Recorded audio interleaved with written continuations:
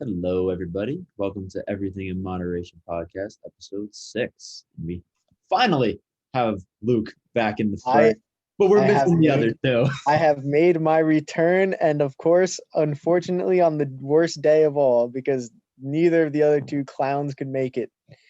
School, man, really kicking everyone's ass. Dude, honestly. Bro, I technically have this week off, but I really don't. I have like 7 exams next week coming up, so I really have to study all week anyway. Jesus Christ. So yeah, it's not fun at all. Wish I was just a business major, but decided to take the hard route, I guess. For those who don't know, Luke is studying to be a physical therapist. So, and when we have conversations on healthcare, he could be sure to share his knowledge. But today we're not talking about healthcare. We are talking about minimum wage. Minimum wage. The thing Oh, that I don't make. well, okay. So um, you caddy, obviously. Oh yeah, yeah. I could I'm Caddying, you trying get to paid. You don't get paid a minimum wage. You don't get paid n- anything at all, right? no, we get paid straight cash. I got to be careful. I don't want the IRS coming after me after this episode. Um but no, everything is cash, and and of course, like with these like under the table jobs comes the responsibility of you to self-report to the IRS and for tax purposes and everything. Um, but yeah, it's a different scenario than some jobs out there that a lot of people my age and even in high school when I was working, a lot of people were doing paycheck jobs. So I know you did that too as well. Yeah, I used to I worked at a law office, so like I got paid a wage there, but it wasn't minimum wage. I got paid pretty well. Yeah, I mean, there's like pros and cons to like that kind of setup though. Like for example, I mean like for you at least, you've already started to, pay into the government funded like programs and stuff like your 401k, or maybe not your 401k. I don't know if you've done that, but yeah, but you definitely paid tax is number one, but that's some people would call it robbery. But no, like also social security and all those you've also started paying into, which is good because that gives you the like a little head start. But unfortunately I have not done any of that. So So um, let's talk about wage jobs for a second. yeah. If they're a good thing, yes, we could agree on that. Yeah, 100%. I mean, you definitely need some type of standardized type of way to um pay people honestly for the quality of their work and the skills that they have. And it makes it actually gives power to the employee too, because obviously if you don't get paid like a paycheck, it's crime. Oh yeah, 100%. I mean, So whereas you like because you're an under the table job, right? They could not pay you and you really have no claim to anything. yep, you're screwed. And that's happened to people that I know. Not from well, at my job, if it does happen, usually the people are pretty good about it, and they'll just pay you the next time they see Yeah. you. But like of course, like most of the, I mean, these guys, they have like the money. Like it's a private golf course. Like they're not worried about it. But like if you go to like a flooring company that pays all their workers under the table, or something else that has overhead and other expenses that they have to pay, if they're not making those, the first thing they're going to do is cut the pay to their workers. Yeah. So um and there's a yeah. huge argument like now with like um raising minimum wage. Some people are just like just leave it how it is, um, or just or raise it up. What's your Yeah.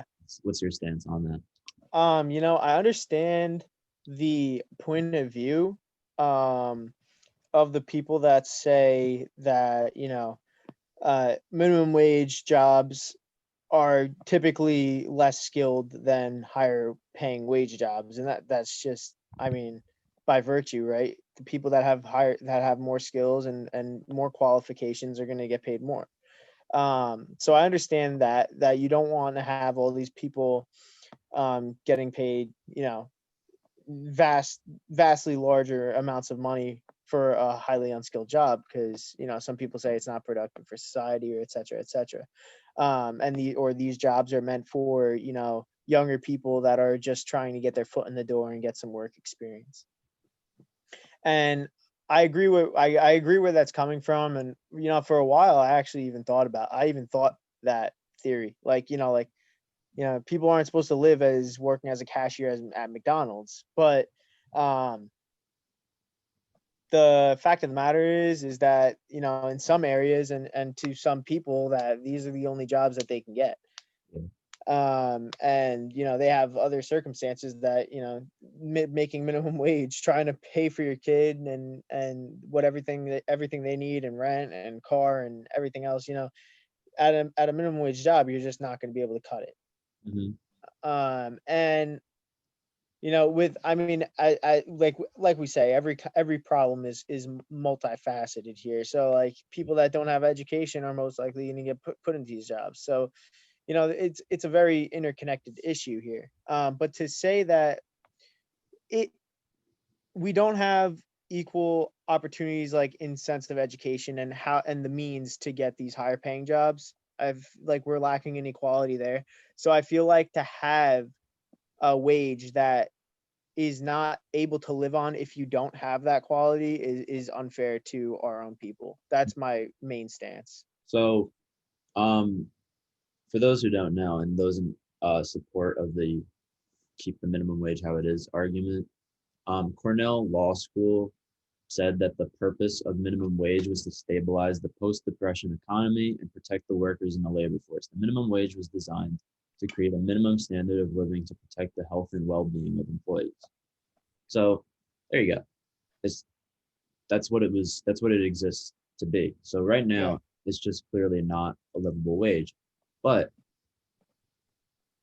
obviously, because in the 60s, the cost of living went up and the minimum wage did not go up with it. So when was the last time that minimum wage actually was raised?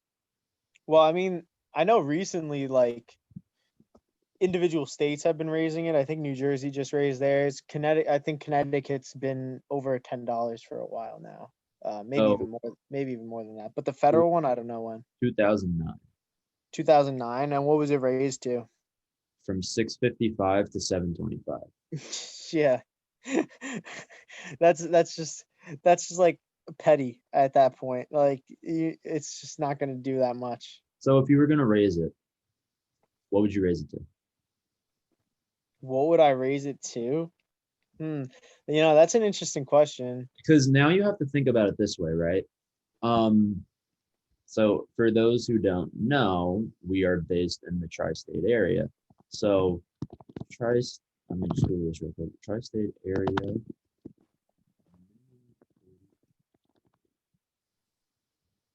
So the minimum wage in the tri-state area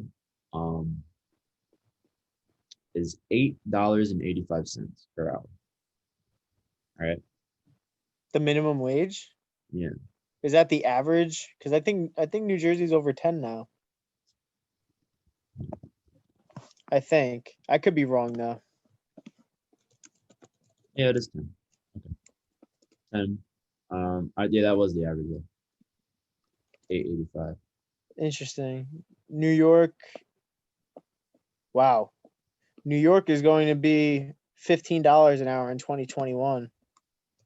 So of other states that have $15 an hour, that's Illinois, Maryland. Yeah.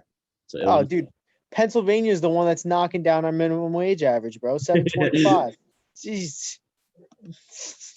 You got to be kidding me with Pennsylvania. So it seems that most states that are adopting a higher minimum wage are going to $15 an hour. Do you think that's the price you would set it at?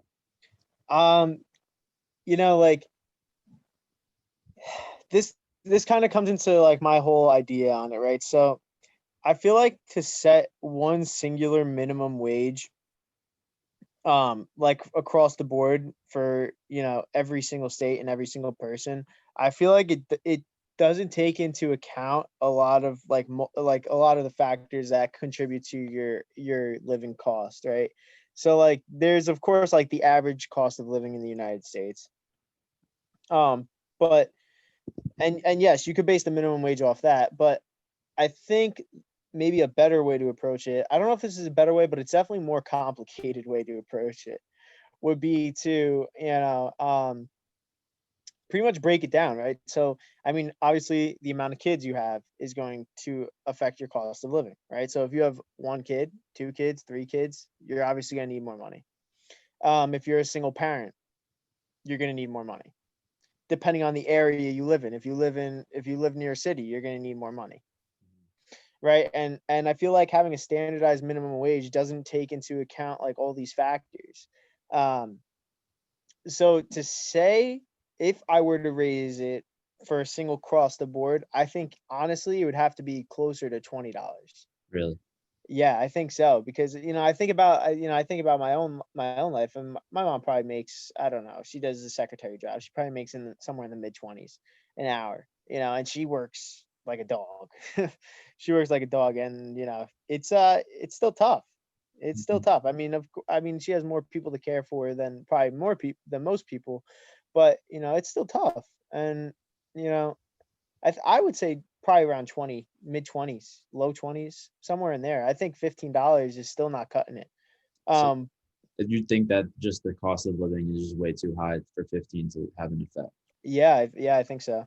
I think that's a good point. But now this begs the question, man. Do you keep adapting the minimum wage as cost of living rises, or do you try to control the cost of living instead? I mean, yeah, Because there is that's a good point. because the government does have bearing on what cost of living is. Absolutely. If anyone would argue otherwise, property tax, buying land. Come on. All right. So Not to mention all these policies that could be changed to affect it. exactly. So your taxes are a cost. You are Yeah. spending your money per year, per month on these different things, right? Yep. And listen, I would say that the majority of taxes go to good things, but there is stuff that's just completely kerfluffed on. That's for sure, right? Yep. So I think that um, so basically what these two arguments are: do you take an income-based approach to this problem, or do you take a cost-based approach? Um, the issue with the income-based, in my opinion, is if you keep raising minimum wage, it's going to be more and more expensive for jobs. I mean, for businesses to pay their workers because they're paying them more, right? Yeah. So they're going to opt for layoffs, and they're going to opt for, is there any way that we could um, have like a computer do this job that this person is doing? Because they don't necessarily want to pay that extra however much a year, Yeah. per employee. Yep. And that's not good because then you have people who are out of work. So I think that there needs to be, yes, you do need to raise minimum wage because it's not caught up with the times. It needs to have some sort of band-aid solution for now. Yep.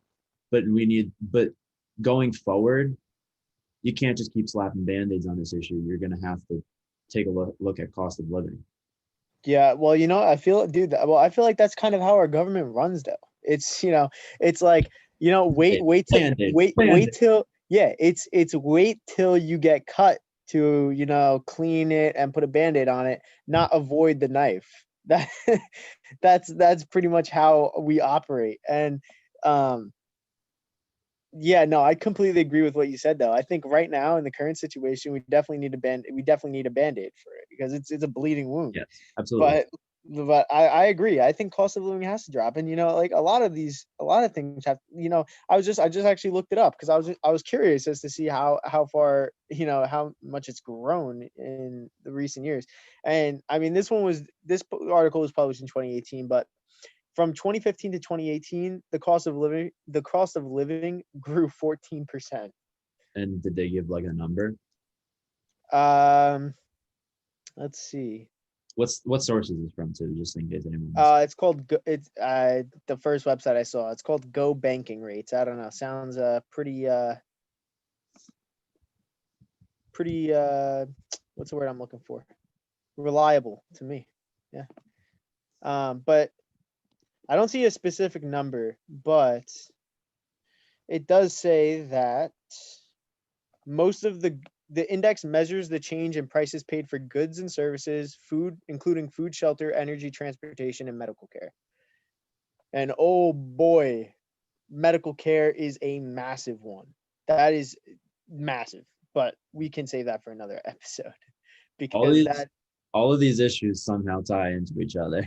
somehow, that's the thing. It never seems to fail that I don't think we can go one episode of talking about strictly one topic without bringing in something else because everything is just so intertwined when you actually break down the proponents of everything. So the thing is that I want to just um explain to viewers is you do not have a magic wand where you could fix everything. It's impossible.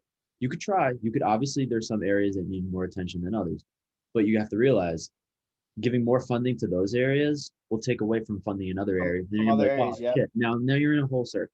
It's never gonna Yeah. be perfect, but obviously we could do better than what we're doing right now.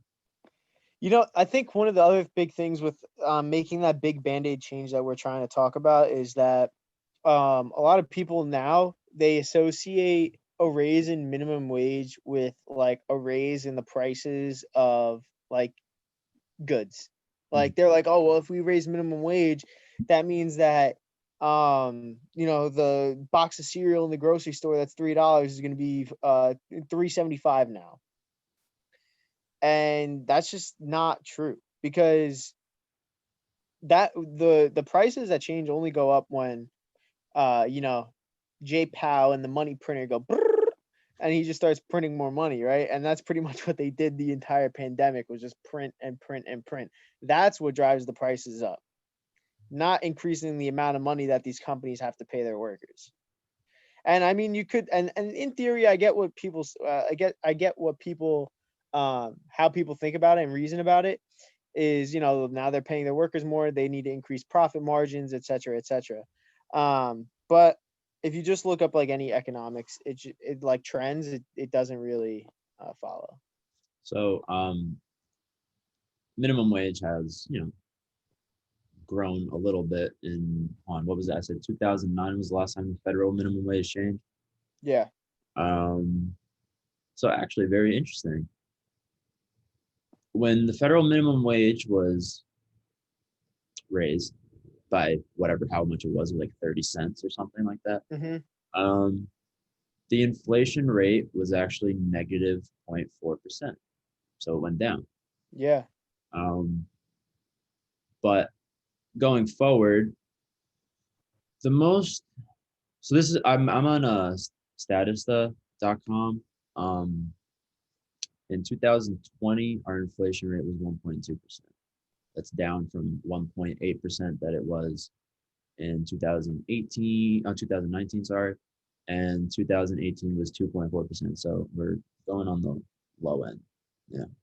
As of now, yeah. This is actually the lowest inflation rate we've had since the 1990s, other than that 2009 year.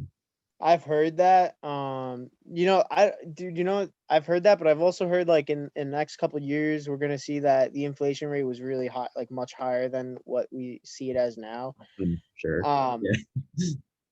But it's interesting because when you get into the economics of it, and I forget exactly where I read this, but pretty much if we don't have inflation, it's actually like bad for the economy. Yeah, if there's no inflation, there is no economy. Yeah. And it's like we've been for the past like couple years, we've been so low with our inflation. Is it inflation? Maybe I'm thinking of interest rates. I may be thinking of interest rates. I think I'm thinking of interest rates, not inflation. Too many percentages, man. I'm not the math man. That's you. You're the business guy.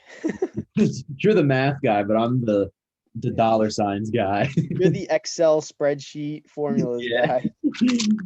Okay. But So, hold on. I'm actually gonna I don't know, for the people who watched the last episode, I'm just gonna bring this up just for reference.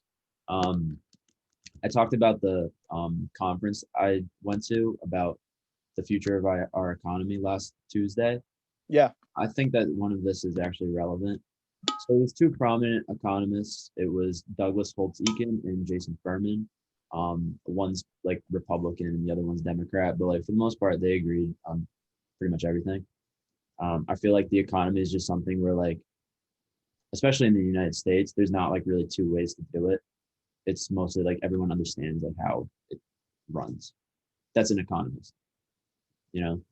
okay, yeah. As an economist, yeah, Yeah, not the general people. yeah.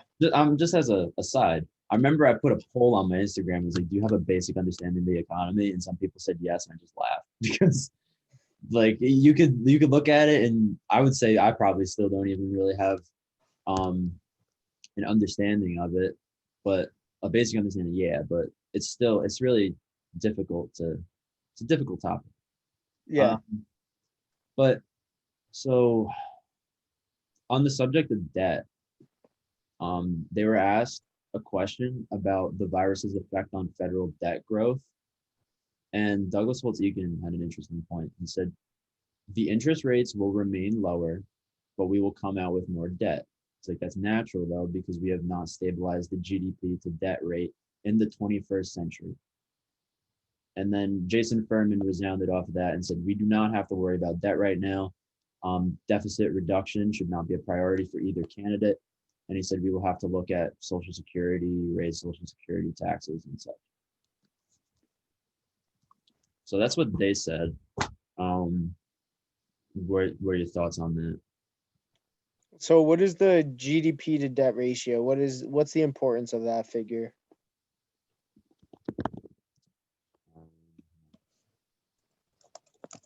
I definitely do think we shouldn't be really worrying about the debt that we're in currently because honestly, we just I mean, we always operate in debt. That's just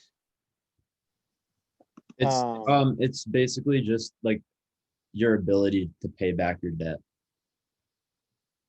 Like it shows how good you are at paying your debt back. okay. So like the United States is we would probably say they're insufficient at paying back their debt. Yeah, I feel like yeah. I mean, I feel like we really I mean, especially with the times we have right now, I don't think that's literally one of our priority. I don't think that should be one of our priorities. I mean, I think we will pay it back eventually. I mean, well, to an extent. I mean, our national debt is always growing, but So Han, in March of 2020, and to be honest, that is where coronavirus was running right. yeah. Um, the GDP to debt ratio was 82%. That figure is up from 79% at the end of 2019, and is the highest since 1948. However, the outlook has radically changed over the past few months as a result of the economic effects of the coronavirus pandemic, as well as the legislation passed in response to it. Debt held by the public is on track to equal the size of our annual GDP this year. So they project, the Peter G. Foundation projects 108% in 2021. So a bigger number isn't good. Well, we're fucked. I If wonder, you're what country has the best? dude, I feel like every country, I mean, every country is gonna have some number. Absolutely. Every country operates in debt. This is literally Okay, so actually, Japan has the highest national GDP to debt rate, the national debt to GDP ratio. So that means, yeah, so that's bad. yeah, So just as a clarification, the higher the percentage is, the worse it is. yeah. Um, just for numbers, for 2020, Japan was number one, Greece was number two, Portugal number three, Italy four, Bhutan five, Cyprus six, Belgium seven, United States eight, Spain nine, and Singapore 10. God damn, we cracked top 10? Yeah, That's bad. so we are we are one of the worst. That's bad. I mean, listen, I guess it makes sense because of how much we spend. But I mean, yeah, we spend so much. okay, so the nations with the lowest debt to GDP ratios are Brunei, um, okay, Afghanistan, Estonia, Swaziland, Russia, Burundi, Cayman Islands. Okay, so these are all like very small countries. Afghanistan will have a lot One of for war. the most part. They'll have a lot of war reparations to pay back to us when we're done with that. So Uh, that'll hike it up real big. Saudi Arabia is one of the lowest. I feel like that's like a good indicator, but Saudi Arabia is such a rich country. Yeah, they're massively rich. Big Obviously, oil. they have a disparity with between like poor people and whatnot, but Yeah. yeah, yeah, I think that's just the people that are rich are just driving up everything. But Yeah. okay, so Um, back to what we were talking about, more back on topic. But so I do agree that that should not be a um real concern right now. Um, but getting into like this cost-based approach for minimum wage, I just want to discuss this. This is from the Cato Institute. Um, Cost-based approach would instead reform existing government interventions that raise living costs for the poor. Shelter, food, transport, and apparel and footwear alone account for 59% of spending by the average household in the bottom 20% of the income distribution. And government policies raise prices in all of those sectors. Local land use and zoning regulations constrain housing supply, which raises housing costs and deters labor mobility. State child care staffing regulations reduce the number of infant centers in poor areas, increasing prices and reducing the payoff to work. The federal sugar program, milk marketing orders, and ethanol mandates make grocery shopping more expensive. Federal fuel standard regulations and state level automobile dealership laws increase the cost of driving. Protectionist tariffs raise clothing and footwear prices, and state occupational licensing creates barriers to entry that raise the price of many services, from hair braiding to dentistry, while reducing labor market opportunities. yeah, that's interesting. I didn't know all that. I mean, and I'm sure there's probably more than what was listed there. So I I'm mean, gonna actually, because of like how much like this article, well, it wasn't even really an article to be honest. This was literally a whole paper, but this this paper um was really good. So I'm gonna link it in the description because I think it's important to read. It is pretty long, but yeah, I think it's an interesting way to look at it because there is just everyone's just like, yeah, raise the minimum wage, but there are implications to raising the minimum wage, and there is implications to where your taxes are going, and especially yeah, the lower class with how they when they you pay tax when you go to shop, right? yeah. That that could that adds up at some point. Um, hold on, what was the number they gave? I think that the protective tariffs is interesting. I think that's probably the one of the ones that they listed that'll probably never change, Yeah. just because we have to protect our trade interests, Uh-huh. and if that involves taxing other countries, that's going to happen. But I think some of the other things, definitely, um, that's definitely more of the approach that we definitely need to go down. Yeah, I think it's more of a long-term solution for sure. Yeah. But again, like we said, we need to put a band-aid on our already bleeding body um, for Yep. now. So it actually said that this is an estimate, but the person who wrote this article, we have a name, Ryan Bourne. Ryan Bourne estimated that these interventions combined cost typical low-income households between 830 and 3,500 per year directly through higher prices. So this is like a pro-market approach, and I'm a big market guy. So, um, so obviously this is something that I would like to look at. But if you look at lower class average income, right? The Gotta be sub 30. Yeah, it was 25,000. Yeah. So think about that, 3,500 just based on all that stuff that I mentioned earlier. Um, that doesn't even include like rent and stuff. That's what I was gonna say, dude. Think about just trying to live on $25,000 alone without having anything taken out of it. Could never in the tri-state area, that's for sure. No shot, man. Dude, the rents near us are over $1,000. That's Yeah. that's half your money just in rent. Buying a reasonable household could be upwards of 200K. Oh yeah, 100%. Whereas like 200K in Texas can buy you a beautiful Oh yeah. big Oh property. yeah. Big time. But And that's kind of what I was getting back to though, is with the tiered system of minimum wage. And my laptop may actually die and cut me off, but let me actually go upstairs and get a charger real quick. But with the we tiered only system, we only have 5 minutes, so like we could just wrap it up here. I hope it wraps up. But that's what I was trying to say with my tier system, is that people in different areas have different needs, and I think that their pay should reflect that. If we were to make it a minimum wage type of solution where we implement this, we have to have some type of criteria that designates who gets more than the other person. Because honestly, the 16-year-old that's working at McDonald's definitely doesn't need $20 an hour, I agree with that. right? They don't need $20 an hour.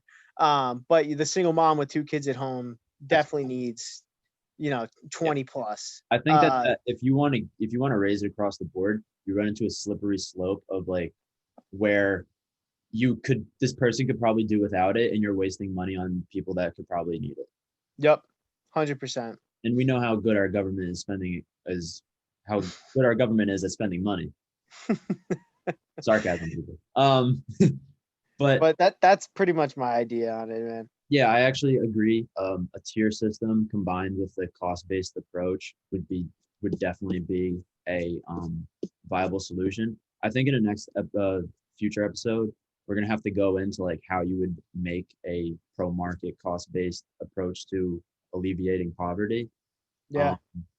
But we could save that for now. We just give a little introduction to it. Introduction to the topic. Yes, sir. Yep, that's what we do.